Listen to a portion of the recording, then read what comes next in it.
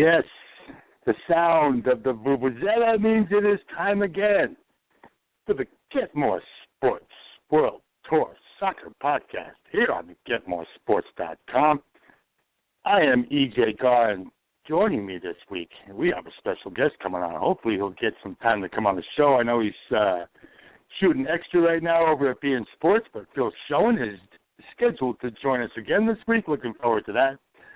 And, boy, a lot going on, of course, as we always do. With European leagues getting down to their final couple of matches. And, yeah, it's nitty-gritty time now. I mean, it's, you know, the do or die certainly comes into play now. I mean, so many teams are trying to even stay afloat in all these leagues. And, you know, obviously Juventus has already cleared up Italian Serie A, and they're looking for the triple. They had a big game today with Real Madrid going in there and finding a 1-1 result to take the 3-2 aggregate over Madrid, who will not be defending their Champions League title. And now we're going to see Barcelona and Juventus in the Champions League final on June 6th at 2 p.m. on Fox.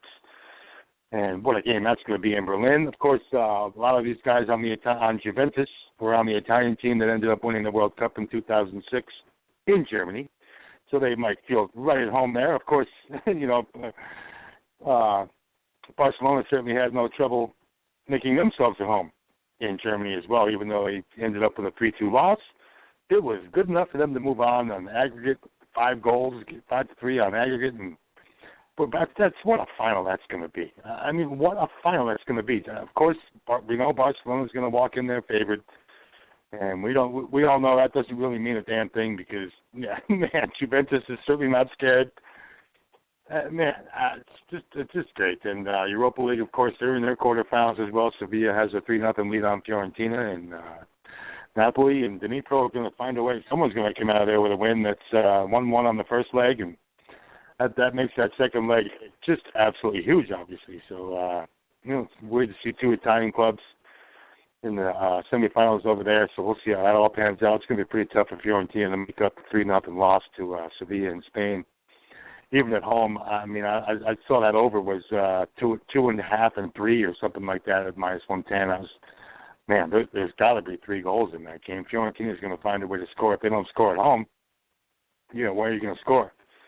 And to have no road goals to their credit is certainly something that they're going to have to avoid giving up to Sevilla as well. We know Sevilla has been outrageous in European competition. It seems that they score 2-3 goals every time out. So it's going to be a pretty uphill battle for Fiorentina to find a way to get past Sevilla.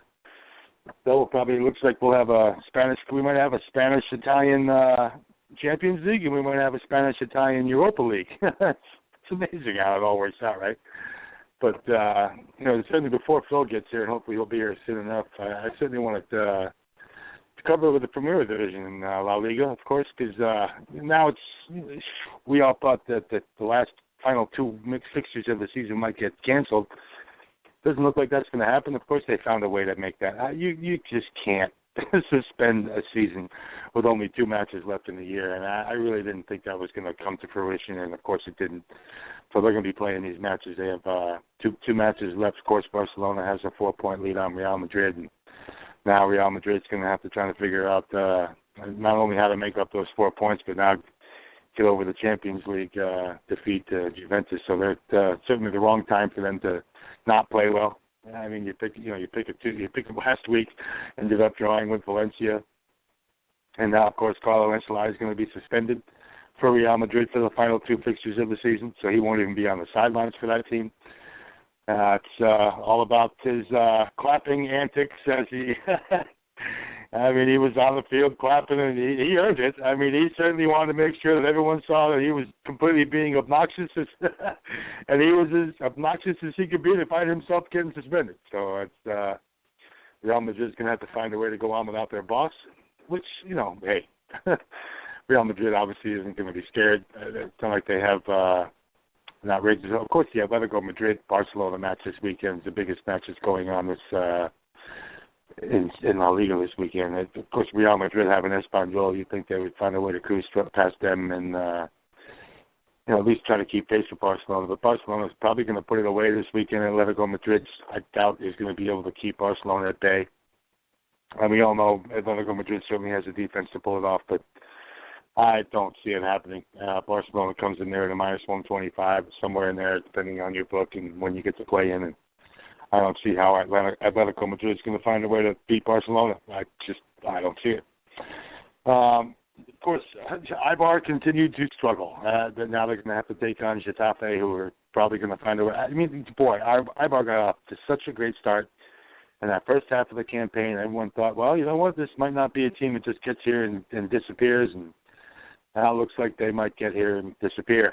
So it's pretty tough. Obviously, the bottom of the table is certainly something to talk about in Spain, and really in all the European leagues. It seems like there are 5 teams, 6 teams playing for the 3 final spots that get sent down and promoted, and it's happening all over the European leagues. So it's certainly not uncommon, and it's happening here as well. Of course, we know Cordoba's being sent down.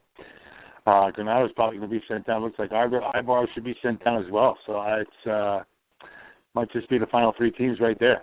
La Coruna and Almeria certainly right at the edge of the relegation zone themselves, only a point up on Granada at that last spot. But I know Granada's actually going to be sent down either way, it looks like. So really, there might not be that much to decide here in Spain. Of course, the Champions League with Atletico Madrid and Valencia being 4 points separated, with Sevilla right there on the edge too, and Villarreal playing pretty well to keep themselves. I mean, Villarreal pretty much has that spot.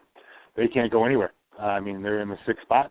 They have 57 points, and with only 6 points remaining, obviously they're not going to catch Sevilla, and they can't be caught by Malaga. So Villarreal has basically done enough to basically secure the 6th spot on the table. And that's just going to have to do. That comes with Europa League qualification, which is, you know what, making any type of club competition for next year, whether it's Europa or Champions League, is a good thing. Obviously, it's bringing in good money every time, and obviously Villarreal is going to have a couple extra matches because they're only going to be in qualification instead of group stage. And Sevilla right now is slated for group stage in the Europa League, unless they find a way to overtake Valencia with two fixtures remaining, which is going to be pretty tough to do. Valencia's defense has been outrageous this year, and they've certainly been playing well, so it's going to be pretty tough for them to catch Valencia in that spot. Really interesting. Like I said, with that Atletico Madrid and the Barcelona matches, Atletico Madrid certainly wants to make sure they keep that 3 spot and keep Valencia 4 points behind them, so they want a result of any type. I'd imagine that they'd almost be happy with a draw. Almost. I mean, we've seen how many 8 draws already from Atletico Madrid this year when they settle for nothing games. And we've seen a lot. That defense is obviously pretty stellar, but they're not going to catch Real Madrid. We know that. So it's basically for 3rd spot or nothing. I doubt Atletico Madrid really wants to try and fall down to that 4th spot. They only have to do qualification because, of course, the top 3 clubs in Spain will make Champions League group stage this year. So. Yeah, it's, I certainly want to see it's, no, we do not have any Sun affiliates, so let's turn it over to Premier League, because there's certainly a lot going on down there as well. And, we all know Chelsea is certainly clear by now. It's, they really didn't have much of a battle, to be honest with you. And 84 points is certainly more than enough. They've obviously already clinched everything, and the battle is going to become, now we see the Man U and Arsenal match this weekend, huge. I mean, how much bigger does it get? Huge match. Arsenal's going to, Arsenal, it's amazing Manchester United's really favored there. Arsenal, I imagine, is going to be able to walk in there and get some type of result. I just don't. Manchester United certainly has fallen apart recently, and it's certainly not helped their cause. Those 3 straight losses definitely threw a wrench in their whole entire season. I mean, to play so well and get yourself back into that 4th spot, and then to have those 3 losses when they did. I mean, they snuck by Crystal Palace last weekend, and they snuck by them. So, to catch Arsenal, they're only 2 points ahead of them, and they also only have 2 fixtures left in the campaign as well. I don't think Manchester United is going to actually pass Arsenal. I think Arsenal is going to find a way to at least get a point, if not all 3, when they walk into Old Trafford. So that's a pretty nice pick there, actually. If you end up taking Arsenal to win that straight up, you're talking about like a plus 210.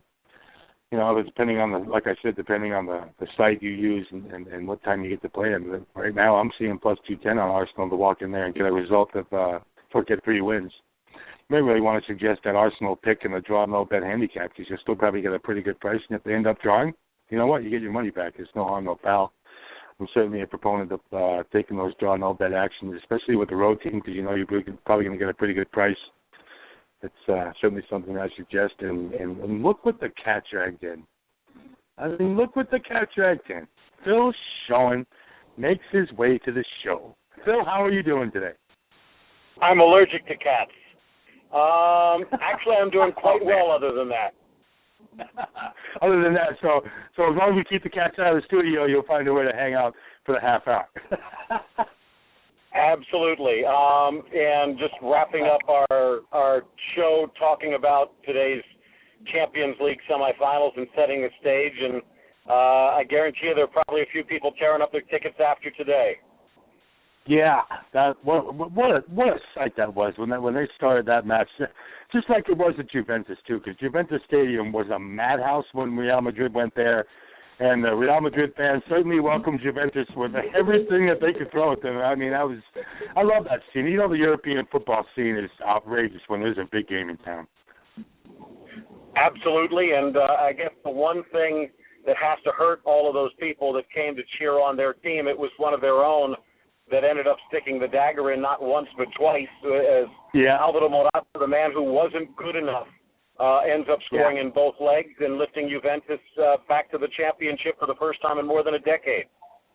Yeah, what did you think of the non-celebration? Were you appreciative of the fact that he just, I mean, it looked like, Collini almost had a canary. He looked like he was going to lose his mind, jumping all over Morata. Morata really wanted no part of it. He was just like, hey, it's a goal. Let's get back and set up. I understand, we all understand when you go back and play somewhere where people didn't think you were good enough, and you go back there and you score the biggest goal of your career, and you don't even act like anything happened. What do you take of that?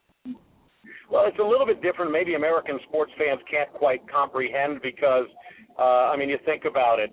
Jameis Winston is starting his career with the Tampa Bay Buccaneers, and 12 years from now, assuming he even makes it out of the second year, he comes back with Carolina and throws a touchdown pass.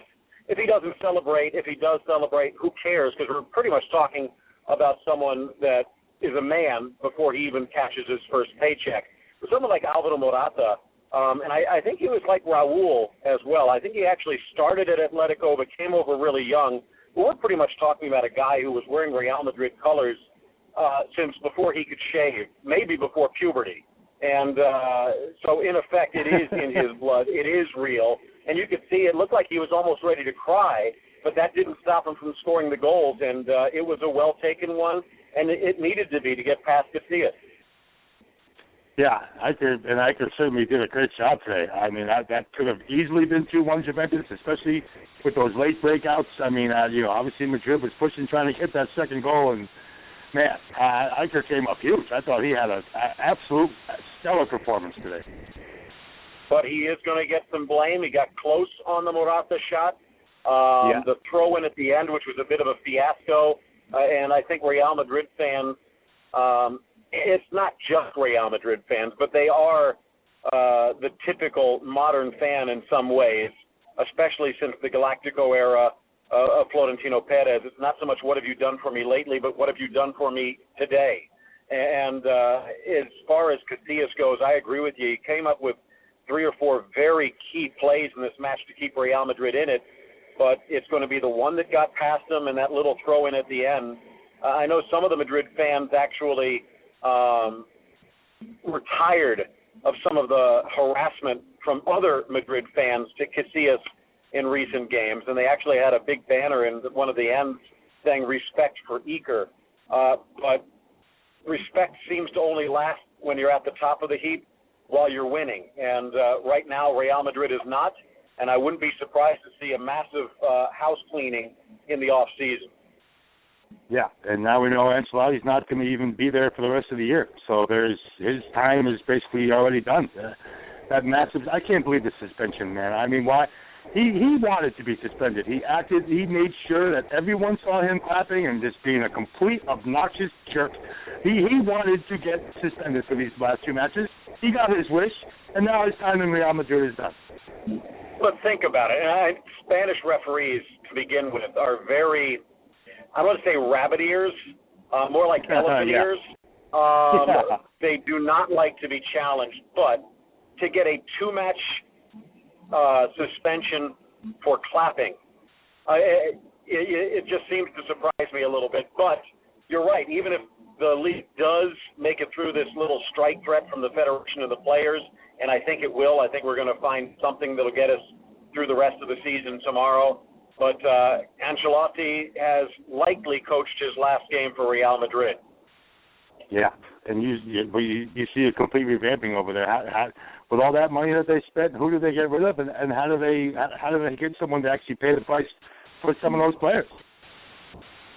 Well, the one thing they have in their advantage is a lot of the players that they might be selling would be wanted by the English sides that have a ton of money in their pocket with their new TV deal. And I know that there already is a line of teams that are trying to pry Gareth Bale back to the Premier League. I think his performance over the last game and a half, second half of Valencia and the two halves today, he had a great shot. He had a good header, but in all honesty, he was woefully absent. Benzema played rather well, but coming back from an injury, you can only expect so much. Cristiano Ronaldo, in many ways, disappeared. He didn't even have a shot after the 41st minute, if I recall. Maybe he was trying to be too unselfish with one that he probably could have shot but tried to pass, and it didn't quite work out. But you kind of figure Ancelotti's gone. Bale might be gone. Chicharito will probably be gone. What's going to happen in the midfield? You got a Mendy. What if they do go out and try and get De Gea? What does that mean for Iker Casillas? I think Varane is either gone unless he gets a starting spot. And if he does get the starting spot, that means Pepe's likely gone. And then also whoever comes into coach, be it, say, a Jurgen Klopp or whoever, and even Ancelotti, if he does somehow manage to stick around, has to realize that this team is not ready for prime time. Not only did they struggle against Juventus, who is a lot better than many thought, and they proved it over these two legs, but still a team that a Real Madrid clicking on all cylinders should just walk over. But you take a look at the other teams in the top four, EJ, and those 6 matches, home and away, Real Madrid only won one of them. And admittedly, it was against Barcelona, but they did not win the other 5, and that's one of the reasons why Barcelona is just one game away from winning, if they even have to play it. Yeah, and and we're also hearing that Pep Guardiola might be leaving Bayern Munich for England as well, and they might be dismantling that Bayern Munich team as well. There's a lot of talk about a good handful of guys leaving theirs. That's going to affect the entire German situation. It could, and I kind of have a feeling, because I know beIn Sports out of Doha, our Middle East and North Africa base, was the one that reported that. And Richard Keys was one of the ones that also brought it up, who is a very respected soccer announcer, at least for his connections. However, I'm thinking that might have been, they called it a pre-contract agreement. I think it might have been a fallback. If Barcelona had held on to that score that they had at the half, or maybe even added to it, and it would have been a second straight Champions League embarrassment exit, I don't think that Guardiola would have had a choice. In Bayern Munich, they never bother sticking the daggers away. They just hold them behind their back. And they would be looking for a scapegoat. But the second half performance that Bayern put on, I think, might be just enough. Because the arguments are there. They didn't have Ribéry. They didn't have Robben. Lewandowski wasn't 100% and still was stellar. Alaba has been missing for much of the season. They had to play Lahm in the middle, where maybe if Alaba was healthy, he would have been out on the right, and maybe that shuts the door a little bit on Neymar. So it'll be interesting to see how this one plays out. But I think the second half, where they actually did come out with the victory, even if they lost the tie, might be enough to he'll still be on the hot seat, but he'll still be in the seat for next year. Yeah, and the coach you mentioned before, can you believe he might find a way to actually bring Dortmund into the Europa League for next year, even though we know he's not going to be there part of Dortmund next year. it's amazing to think that Dortmund was at the bottom of the table for almost the entire first half of the campaign, and now we're here talking about them only 2 points behind Schalke to find the way into Europa League. I mean, what a turnaround for them. Oh, it's been absolutely amazing, and it gives credit to the team that Jurgen Klopp has put together. And I don't think you will see that many changes with Klopp exiting, because the man that's going to be stepping is the man that worked with him alongside and then stepped up to replace him in his earlier job at Mainz, and that's Thomas Tuchel. It's somewhat like, and some would argue, when Jogi Löw stepped in for Jurgen Klinsmann with Germany, that it might actually get better. I find that a little bit hard to believe, but they're not going to change that much.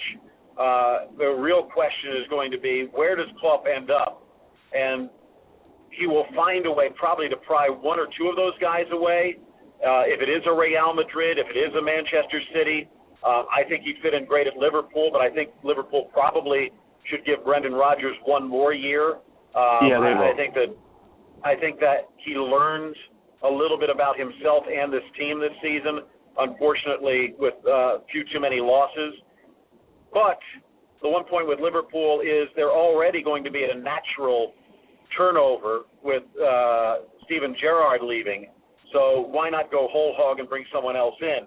I'm not sure. I think that Liverpool stumbles down the stretch of put Rodgers in the hot seat.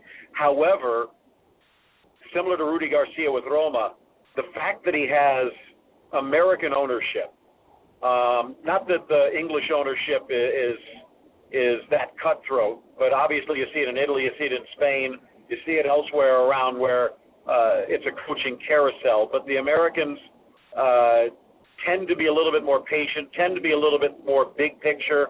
So I think Brendan Rodgers does have a decent chance. However, like I said, with Pep, even more so with Rodgers, that seat's probably going to be set towards nuclear at the start of the season. So I don't think he can afford to get off to another slow start. Yeah, certainly. And now, what matches are you calling this weekend? I assume you have a couple of big Serie A matches with Lazio playing a pretty big match, and Roma obviously with Udinese, and there's some pretty big matches with the schedule. The table, is so tight up there. 1 point between Lazio and Roma, and they both lost last weekend. They both missed huge opportunities that they both should have actually won. Man, there's the huge match for Lazio this weekend. Absolutely, and I think what they have done under Pioli has been absolutely fantastic. Claudio Lotito, not exactly the most favorite owner in Serie A, and he kind of put his foot in it again, talking about Carpi and some of the other small teams that are going to be promoted, saying that those aren't really the teams that people around the world tune in to see Serie A. Well, in all honesty, people weren't tuning in to see Lazio much, and I think that's why they snuck up on teams. And I still do a double take when I see them in third in the table in position for the Champions League and maybe even second. I think part of that is due to the inability of Rafa Benitez to take that next step, and the bad luck of Fiorentina to once again go through an entire season without a healthy Gomez and a healthy Rossi together. I think if they would have been able to get that firepower in front of that midfield, the Fiorentina would have stuck around for a bit. But full credit to Lazio, and I think that they're going to be very intriguing to watch in Europe next year, because I think also with the Europa League champion now getting a berth in the Champions League, all of a sudden that's woken up the Italians who used to just disregard the UEFA entirely and the Europa as well, which is one reason they lost that extra Champions League berth to Germany in the first place. But now with two teams in the Final Four in Europa, admittedly Fiorentina with a huge hold against Sevilla, but then you see Juventus beating Real Madrid to advance to the Champions League final. I think we're seeing a bit of renaissance in Serie A, and I think it's interesting to see the two Rome giants up there, and I wouldn't be surprised to see the two Milan giants making some big moves in the offseason to get up in those Champions League positions as well. So I'm not saying we're back where we were in the 80s and 90s, because the money just isn't there that brought the best players to Serie A, but they're growing their own, and they have some pretty good talent. Yeah, and speaking of the teams who were at the San Siro Inter Milan's got a pretty tough call, but luckily they catch Juventus after this huge win. I don't see Juventus, obviously they're going to have to move the Coppa Italia final because they're going to be going for the triple. That was actually slated for June 7th, but now that they're in the Champions League final for June 6th, they're obviously not going to make them play back-to-back, so I'll be interested to see what day they move the Coppa Italia final to. But what about Napoli? Napoli certainly has played an argument about it as to how they're going to get back into this race. I mean, 4 points with a couple three matches to go, they can certainly make up the pace. They could pass them both. They could, and they still we'll find out tomorrow. I think Dnipro is going to pip them. But, again, if Napoli makes it to the Europa final, I think they could give Sevilla a battle. And when you take a look at what Rafa Benitez has at his disposal, the fact that it's been sputtering so much this season, you wonder how much is him, how much is just bad luck, but they still have a chance to reclaim it in league and also in the Europa. I just kind of have a feeling, though, that Dnipro at home, it is not easy to go into Ukraine and walk away with a victory, and I think they'd be quite satisfied to lock shop at 0-0. So I think that puts a lot of pressure on Rafa Benitez to put Dnipro under pressure early, to get more out of Higuain than they have of late, maybe to free up Gabbiadini and maybe see the Hamsik of old. But they have all the talent. Can they just get it working together? Yeah, the line setters are certainly saying that Napoli's going to walk in there and be just fine, and so that's they're pretty favored, Phil. I personally don't think that Napoli's going to struggle in Ukraine at all. I think they're going to be just fine, and I think we're going to see a Spanish-Italian final in Champions League and a Spanish-Italian final in Europa League. I think Napoli and Sevilla are going to end up being the two teams that find their way through. I think you might be right. I respect Dnipro's side. A lot of, as my partner Ray Hudson likes to call them, hairy-chested Eastern Europeans, plus a few Brazilians tossed into the mix that can provide the spark. Ukraine has gone through a lot. The country that has really hampered society, let alone football. But I think the fact that Dnipro has made it this far, and under Markovic, their head coach, I wouldn't be surprised to see him get through. However, it's almost the same as what we saw today. I said Real Madrid would advance. We'd see a Clásico final, but full credit to Juve in the fact that they could see a way to shut down Real Madrid. I thought it would be more likely to be 0-0 than 1-1, but Juve showed its class. And, again, the same thing. I think with Napoli, this is a team that should win. I think Dnipro is going to find a way to keep it close, and by getting that road goal in Italy, it should help. But I do see what you're saying. Napoli has the talent. I'm just not sure that Rafa Benitez knows where the keys to the engine go. Wow. Big statement, Phil. All right. You didn't tell us what matches you have you're going to be covering this weekend.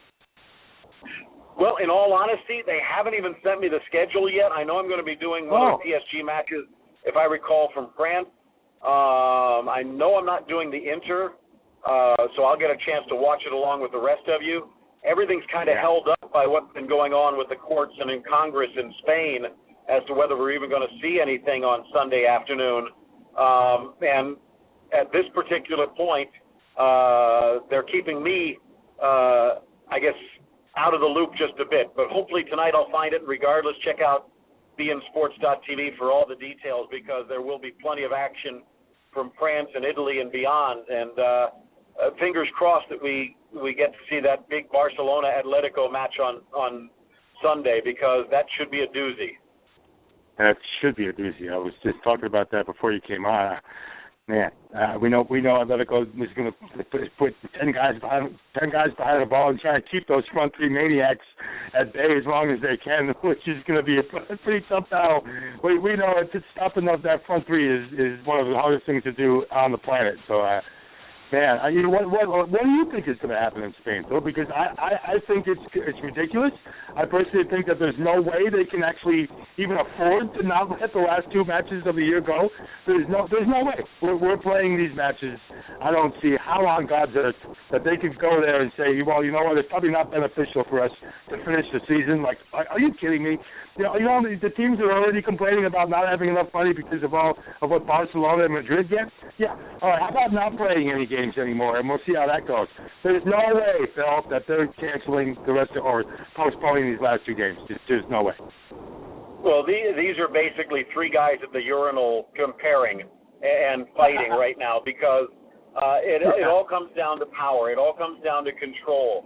The Federation is talking about it wants more than its 5.5%, and it also wants to have more control on where some of the money is spent elsewhere outside of the top two divisions. The players are saying that they want a little bit better than just the 90-10 split. Give them credit that the second division players, that some of these big-name stars, don't want them to be just kind of pushed out into the corner.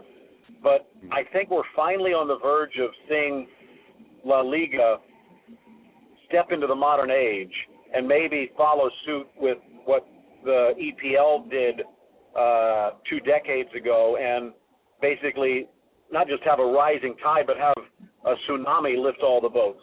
And when you consider how little Spain gets for its TV rights, is just amazing, considering the quality of what they have.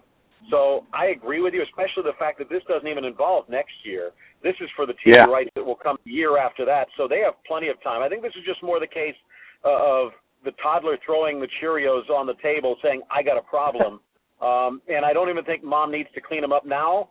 I think she just needs, we will clean this up. We'll deal with it, because apparently there's some limitations to how much can actually be done with the law at the moment, considering it's about to be up for a vote.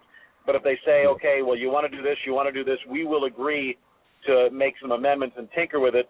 Even if we can't do that right now, then it just comes down to a matter of trust. But I agree with you. I think in many ways it's a game of chicken, and I really hope they don't run over the fans in the process.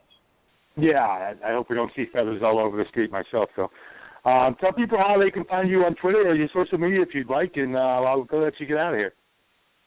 Well, thanks a lot. And, again, with the website, beinsports.tv, to find out all the stuff about the network, the schedules, the news, and at beIn Sports USA, at ESPN Sports for our Spanish language side, and then for me personally, it's at PHILSCHOEN, and I'd love to hear from you. Always great to hear from the fan and have that conversation, because at the heart of it, all of us at beIn Sports are fans ourselves, and we're not always right, but we do share the passion. And that's the one thing that I think that makes this sport better than any other sport on the globe. Yeah, Phil, because football. I mean, what else? What else is there to say? What else is there to say, right? Absolutely. Drop the mic. That's right. All right, Phil. I can't thank you enough for taking the time to hang out with me this week, and hopefully we'll have you on soon again. I know we're going to have you on soon again, because you and I have some stuff to discuss when we get to the Copas and all the stuff around here, and the U.S. Cup too. I definitely want to get into that with you. Absolutely. Look forward to it. All right, Phil. Thanks again, man. Have a good rest of the week and weekend, and we'll talk to you soon. Will do. All right. Fantastic. I want to thank Phil Schoen and all the people over at beIn Sports, and send them their personalities to hang out with me, and love it. I love it. Ian Joy was fantastic. Everybody that has come over here has been fantastic. I love them all. Phil now made his second appearance with us, and it's fantastic. Definitely get in touch with Phil, because he's a character. If you ever listen to him, he throws all those little innuendos during the game as well. It's fantastic. I think Phil's one of the best announcers out there. So, all right, let's get out of here, everybody. I hope you enjoyed the show this week. We'll catch you next Wednesday here on the Get More Sports World Tour Soccer Podcast. We leave you with the sound of the vuvuzela.